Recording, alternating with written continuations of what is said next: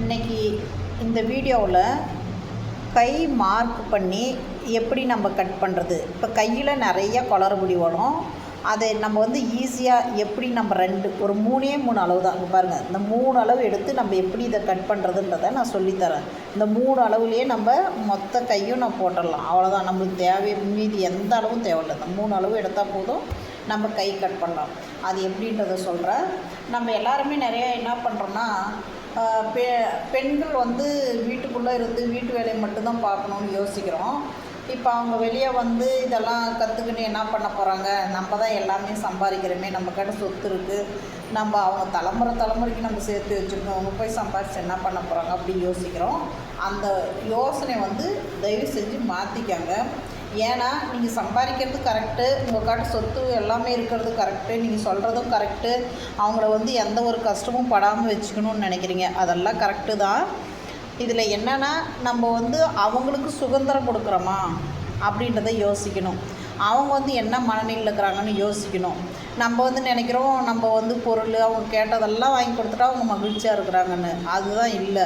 அவங்களுடைய மனநிலையை பார்த்து அவங்களுக்கு ஒரு தனி சுதந்திரம் இருக்குது. அவங்களும் கூட ஒரு 4 பேர் கூட பேசி பழகி அவங்களுக்குன்னு ஒரு 100 சம்பாதிக்க ஆரம்பிக்கணும். ₹1 கூட அவங்கன்னு சம்பாதிக்கும் போது அதனுடைய தெம்பே வேறு மாதிரி இருக்கும்.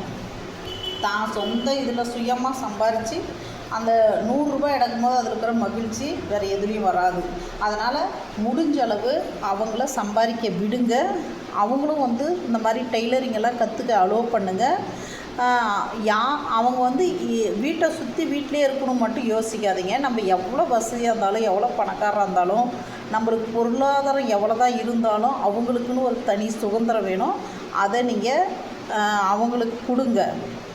இப்போ இந்த கை எப்படி மார்க் பண்ணி கட் பண்ணுறதுன்றதை சொல்கிறேன் பாருங்கள்.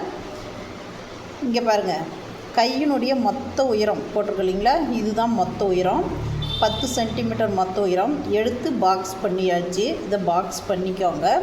பண்ணிட்ட பிறகு கையினுடைய மொத்த சுற்றளவு இது தாங்க. மொத்த சுற்றளவு 9 சென்டிமீட்ரு. அது பாருங்கள், இங்கே கொடுத்துருக்கேன். இது மொத்த சுற்றளவு. இப்போ பார்த்தீங்கன்னா மொத்த உயரமும் மொத்த சுற்றளவும் எடுத்து நம்ம பாக்ஸ் பண்ணிட்டோம். பண்ணிட்ட பிறகு நம்ம கையினுடைய கீழே அளவு பார்த்திங்கன்னா இந்த 10லேருந்து 3 மைனஸ் பண்ணுங்கள். நீங்கள் இதுக்கு மேலே எவ்வளோ வந்தாலும் சரி, 10 இல்லை 12 15 நீங்கள் 3 4 இந்த மாதிரியெல்லாம் வைக்கணும்னு வச்சுக்கோங்களேன். அப்போ எக்ஸ்ட்ரா வரும்.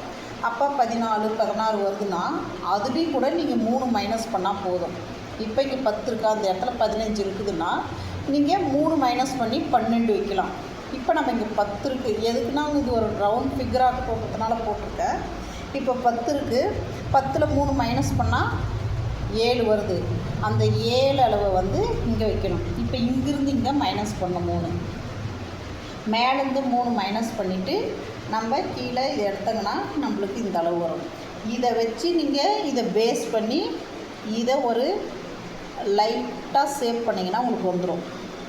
இது ஃபஸ்ட் ஷேப்பு, நம்ம கையினுடைய ஃபஸ்ட் ஷேப். செகண்ட் ஷேப் வரைகிறது இதிலிருந்து ஒரு 1/2 இன்ச் டிஃப்ரெண்ட்டில் இந்த சென்டர் மிடிலில் வரணும். இது ரெண்டுத்துக்கும் மிடிலில் ஒரு 1/2 இன்ச்சு கேப் விட்டு அடுத்த அளவு இதை பேஸ் பண்ணி எடுத்திங்கன்னா உங்களுக்கு வந்துடும் 1/2 இன்ச்சு இதில் எடுத்திங்கன்னா கையளவு வந்துடுங்க. நீங்கள் இதை ட்ரை பண்ணி பாருங்கள். இந்த வீடியோ உங்களுக்கு பிடிச்சிருந்தா ஷேர் பண்ணுங்கள், கமெண்ட் பண்ணுங்கள், லைக் பண்ணுங்கள்.